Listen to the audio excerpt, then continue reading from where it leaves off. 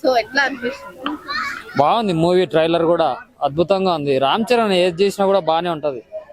Ram Charan perfect, పెద్ద cinema. చూస్తే చాలా మంది అసలు వేరే లెవెల్ అంటున్నారు దాని గురించి. అదే ఆ బ్లడ్ కారడము, అది బాడీని చూస్తే బానే ఉంది. దానికోసమైనా ఒక 100 సార్లు వెళ్తారు అనుకుంటా.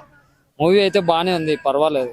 ట్రైలర్ చూశాను, బానే ఉంది. అదర్స్ అంటే ఇప్పుడు చిరంజీవితో పోలుస్తున్నారు, అంటే చిరంజీవి ఇంతవరకు మనం ఆ బాడీలో రామ్ చరణ్ ఎవరితో పోవాల్సిన అవసరం లేదు. ఆయన కథ వేరు. ఆయన ఎందుకు వేరే వాళ్ళతో పోల్చడం? ఆయన ఒరిజినల్. ఆయన ఏ సినిమా తీసినా బానే ఉంటది. ఇప్పుడు ఫ్యాన్స్ ఎక్స్పెక్టేషన్ సినిమా రీచ్ అవుతుంది అంటారా లేదా? భారీగా రీచ్ అవుతుంది. రామ్ చరణ్ కదా ఫాలోయింగ్ ఉన్న వ్యక్తి కాబట్టి, అందులో సినిమా కూడా ట్రైలర్ బాగుంది కాబట్టి 100% సక్సెస్ఫుల్ అవుతుంది. ఓకే, ఇంకోటి ఏంటంటే సినిమాలో చాలా వరకు గ్లిమ్స్ అన్నది సోషల్ మీడియాలో లీక్ అయ్యాయి.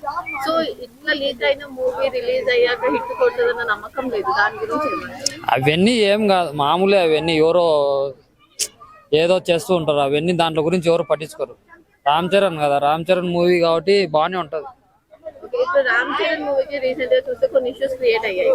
సో అవన్నీ సైడ్ జరగాల్సిందే అంటారా? సైడ్ వెళ్తాయి, ఏముంది. రామ్ చరణ్ అనే వ్యక్తి చాలా మంచి వ్యక్తి కాబట్టి అవన్నీ ఏం రావు. అంటే వ్యక్తిని చూసి సినిమా హిట్ అవుతుంది అంటారా, లేకపోతే యాక్టింగ్ చూసి సినిమా? వ్యక్తిని చూసి కాదు, అతని యాక్టింగ్. ఎన్ని సినిమాలు తీలే రామ్ చరణ్, ఎన్ని సినిమాలు తీలే. ఈ సినిమా కూడా ట్రైలర్ చూపించారు, బ్రహ్మాండంగా ఉంది. రామ్ చరణ్ కు ఉంది గ్రిప్పు. రామ్ చరణ్ ఒక్కనే తీసుకుంటారు. ఇంట్లో నీళ్ళని పోల్చుకోవాల్సిన అవసరం లేదు.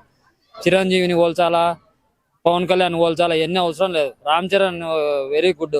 రామ్ చరణ్ మంచోడే. ఈ సినిమాని తీసుకెళ్లి ఐపీఎల్ కి టచ్ ఇచ్చేటట్టు ఉంది. సో దాని గురించి ఉంది. రామ్ చరణ్ మూవీ అంటే ఆ మాత్రం లేకుండా ఉండదు. ఆయన ఏ మూవీ చూసుకున్నా పర్ఫెక్టే.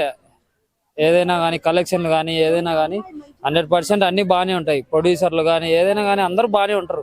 చెప్పాలంటే మూవీ గురించి 100% బాగుంది. ట్రైలర్ అయితే బాగుంది.